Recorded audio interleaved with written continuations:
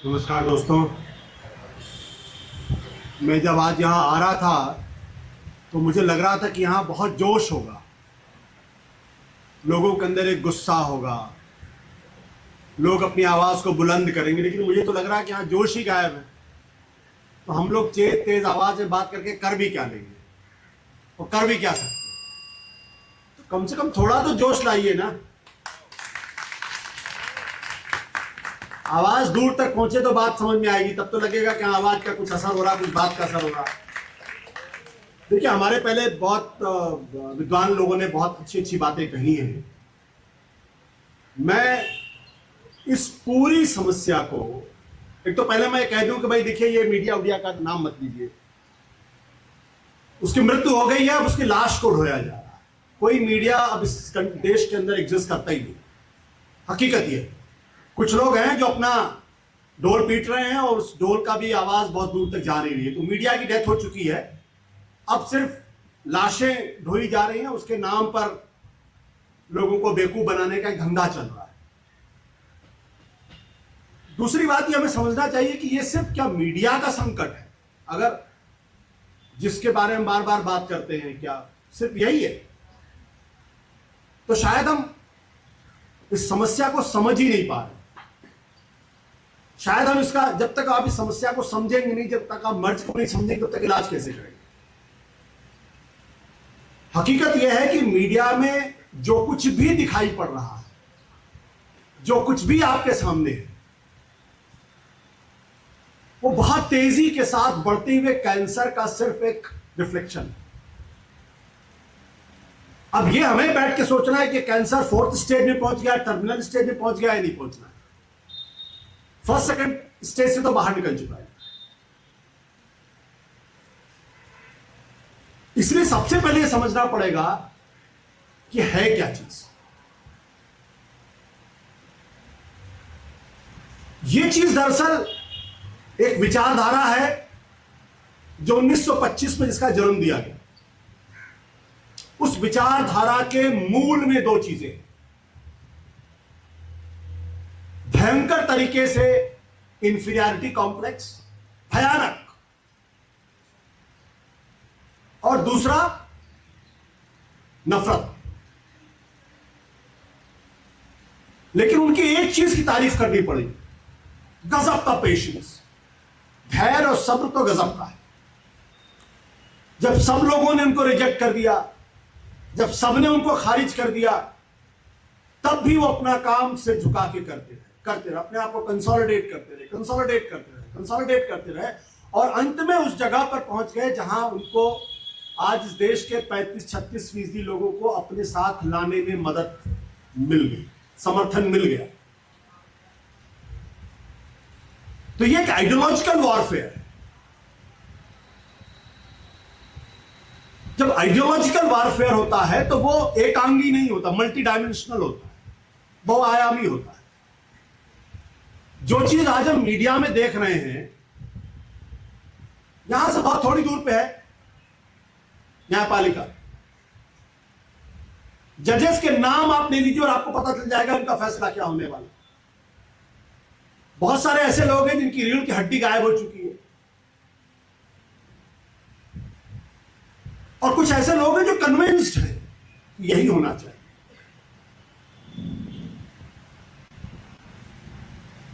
आप दूसरा कोई इंस्टीट्यूशन उठा के देख ले, इलेक्शन कमीशन पास नहीं है। 2024 से ज्यादा कम्युनल इलेक्शन इस देश में हुआ ही नहीं। एक के भी खिलाफ कार्रवाई हुई नहीं। देश के प्रधानमंत्री खुलकर कहते हैं कि भाई ये तो इन्फिल्ट्रेटर्स हैं, आपके मंगलसूत्र को उठा के ले जाएंगे। कहीं कोई कार्रवाई दिखाई नहीं पड़ी। एक जमाने में बाला साहब ठाकरे को 6 साल के लिए उनको डिबार कर दिया गया था इलेक्शन में पार्टिसिपेट करने से। कोई इंस्टीट्यूशन उठा के देख लीजिए, और विचारधारा ऐसे ही काम करती है। विचारधारा के मूल में है एक ऐसा यूटोपिया क्रिएट करना, एक ऐसा सपना बेचता है। उस सपने को बनाने के लिए समाज के हर हिस्से को, चाहे वो सरकार हो चाहे ना हो, उसको उसमें पार्टिसिपेट करना ही पड़ता है। और जो पार्टिसिपेट नहीं करता वो एनिमी होता है, वो शत्रु होता है।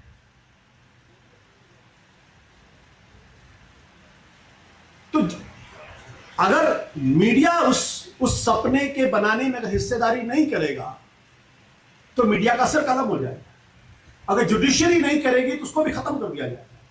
अगर इलेक्शन कमीशन नहीं करेगा तो इलेक्शन कमीशन भी सर्वाइव नहीं करेगा। और अगर अपोजिशन उसमें कुछ उल्टी सीधी बात करने की कोशिश करेगा तो वो भी जेल जाएंगे। तो मुझे इस बारे में कभी कंफ्यूजन नहीं था कि आज की जो स्थिति है उसमें इंडिपेंडेंस नाम की कोई चीज नहीं है। या तो आप विचारधारा के साथ हैं या विचारधारा के खिलाफ। अगर आप विचारधारा के साथ हैं तो सरवाइव करेंगे, अगर विचारधारा के खिलाफ हैं तो आप शत्रु हैं और आपका एनाइलेशन होना जरूरी है। आपका सर कटना जरूरी है। वो आज कटे, 10 दिन बाद कटे, 25 दिन बाद कटे। आज जिस हम इस्लामोफोबिया की बात कर रहे हैं, क्या इसे मुसलमानों का सवाल है? क्या मेरे जैसे हिंदुओं का भी यह सवाल है? लोकतंत्र रहेगा तो हम जिंदा रहेंगे, लोकतंत्र नहीं रहेगा तो हम जिंदा नहीं, हम मुर्दा हो जाएंगे।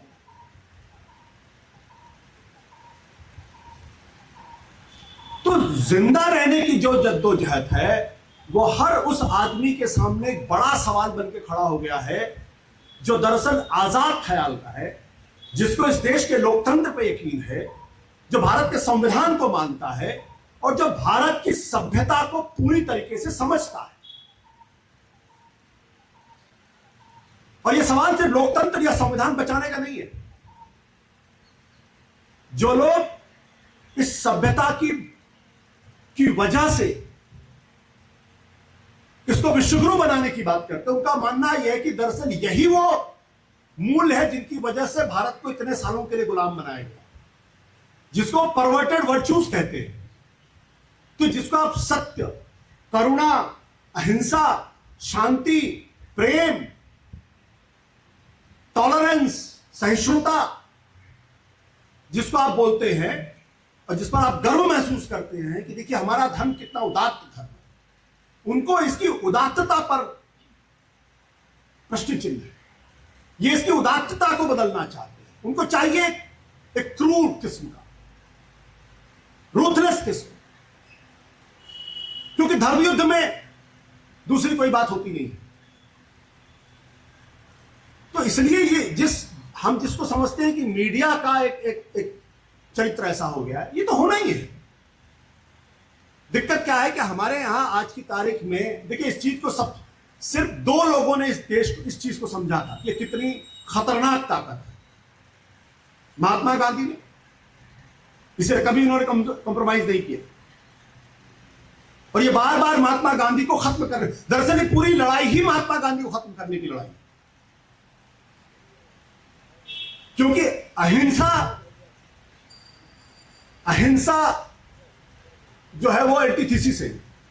उनको लगता है अहिंसा ने इस देश की सभ्यता के, इस देश के लोगों को कमजोर कर दिया, इसलिए विदेशी आए और उन्होंने हम पे कब्जा किया। इसलिए इस अहिंसा को नहीं होना चाहिए। इसलिए कभी सम्राट अशोक का जिक्र नहीं करते। तो ये दूसरा, पंडित जवाहरलाल नेहरू। दुर्भाग्य की बात यह है कि जिस पार्टी को सबसे ज्यादा नेहरू के बारे में बात करनी चाहिए, वो नेहरू के बारे में बात करने में उनको शर्म आती है। 1951 का जो पहला लोकतांत्रिक चुनाव हुआ, अगर आप उसको ध्यान से पढ़ें तो आपको लगेगा कि उस वक्त जवाहरलाल नेहरू जो बात कह रहे थे वो उस खतरे को तब पहचान रहे थे और उसके जानिब पे जो उन्होंने बातें कही, एक तरीके से उन्होंने रेफरेंडम कर दिया और उस खतरे को आने वाले कई दशकों के लिए दूर कर दिया, इतना डिस्क्रेडिट किया। इसलिए आज जो अटैक नेहरू के ऊपर होता है, जो लगातार नेहरू पर अटैक होता है, हर चीज के लिए नेहरू पर अटैक होता है, वो इसीलिए होता है क्योंकि ये जानते हैं कि जिस दिन नेहरू खड़े हो जाएंगे उस दिन इनकी दुकान बंद हो जाएगी। जिन दिन गांधी जी खड़े हो जाएंगे उस दिन, और हकीकत में ये नेहरू पर हमला इसलिए करते हैं क्योंकि आज की तारीख में भी ये खुलकर गांधी के ऊपर हमला नहीं कर सकते। इनके सबसे बड़े दुश्मन तो गांधी है। तो नेहरू पर अटैक करना आसान है क्योंकि सरकार में थे, प्राइम मिनिस्टर थे, और जब आप सरकार में होते तो 10 काम करते, 5 काम लोगों को तकलीफ होती उससे। गांधी जी कभी सत्ता में थे नहीं, कभी सरकार नहीं चलाई उन्होंने। जिसको गांधी जी ने अपना उत्तराधिकारी कई साल पहले बनाया था, क्यों बनाया था उसका उन्होंने खुद जिक्र किया है।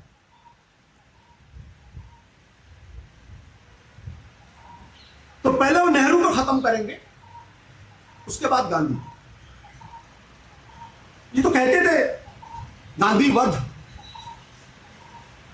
1962-63 में आके इनको लगा कि नहीं ये हमको एंडोर्समेंट चाहिए, हमको क्रेडिबिलिटी चाहिए, तब गांधी को उन्होंने अपनाना शुरू किया।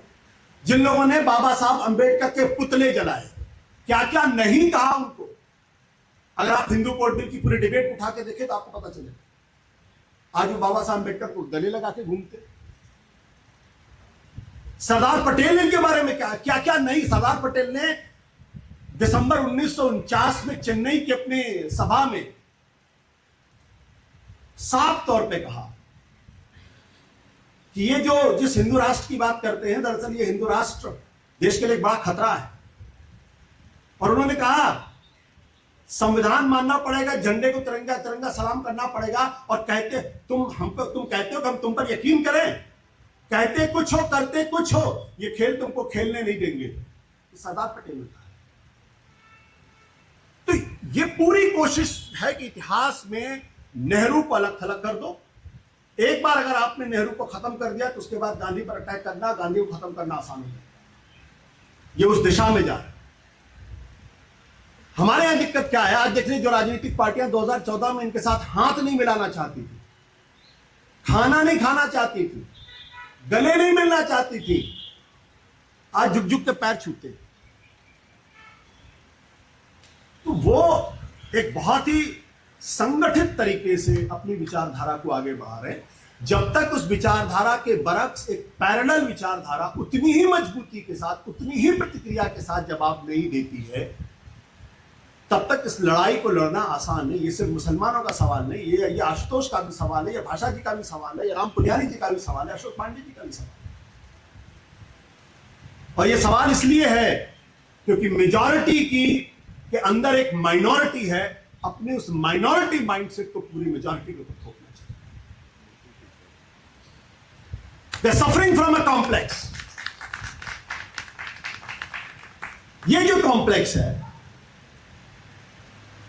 तो जब तक दलित खुलकर सामने नहीं आएगा, जब तक उसको यह नहीं लगेगा कि बाबा साहब अंबेडकर की पूरी विरासत को खत्म करना चाहते हैं, और उनकी विरासत को खत्म करने का मतलब यह है कि जो हजारों साल तक जो गैर बराबरी का जो सिलसिला था, उसको खत्म करके आपको पुनः उसी गैर बराबरी में लाके खड़ा करते। जब तक इस देश का दलित इस बात को नहीं समझे, दुर्भाग्य की बात है, ऐसे नेता हैं जो हर पार्टी में फिट हो जाते हैं क्योंकि सब जगह उनको सत्ता चाहिए। जब तक इस देश का पिछड़ा नहीं समझेगा इस बात, और जब तक पिछड़े दलित और माइनॉरिटीज के लोगों के अंदर एक सहमति नहीं बनती, तब तक आप इसका मुकाबला नहीं कर सकते। इसलिए हमको बहुत लंबी लड़ाई के तैयार रहना चाहिए, और किसी भी कुर्बानी के लिए तैयार रहना चाहिए, किसी भी बलिदान के लिए तैयार रहना। ये इतनी आसान लड़ाई नहीं है, वो बहुत प्लान करके चलते हैं। वहां से हम आज के बारे में सोचते हैं, वो 25 साल बाद की प्लानिंग करके चलते हैं। ये जो 25 साल बाद की प्लानिंग है, कब क्या करना है, कैसे करना है, कौन सी गोटी फिट करनी, कौन से नैरेटिव को खड़ा करना है, वो उन सब चीजों को लेके चलते हैं। हमारे यहां वो एकता नहीं है, हमारे यहां उस पर अभी कोई सोच नहीं है। इसलिए सिर्फ मीडिया का प्रश्न नहीं है, और दुर्भाग्य की बात यह कि हम सब लोग उसी मीडिया का हिस्सा हैं। और अंतिम में इतनी सी बात कहूंगा, 2014 के पहले जो सरकार की पक्षकारी करते थे उनको दलाल कहा जाता था। आज जो सरकार के साथ खड़ा हुआ उसको पत्रकार कहा जाता है। सीधा चश्मा नज़र बदलो, नज़रिया बदलो।